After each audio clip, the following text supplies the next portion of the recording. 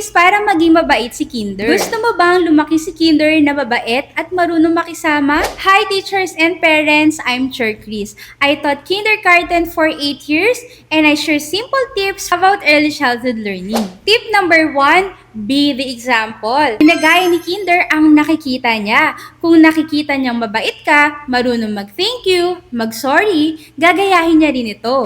Tip number 2, teach through everyday situations. Kapag may pagkakataon, anak, mag-share tayo say sorry tayo. Mas natututo sila sa actual na ginagawa, hindi lang sa sinasabi. Tip number 3, praise good behavior. Kapag gumawa na mabuti si Kinder, i-point out, wow, bait mo, nag-share ka. This encourages them to repeat the behavior. So parents, ang pagiging mabait ni Kinder ay hindi tinuturo ng isang beses lang. Inuulit at pinapakita ito araw-araw. Follow Teacher Chris for more tips about early childhood learning. And comment below ano ang ginagawa ni Kinder na nakakapag-proud sa inyo.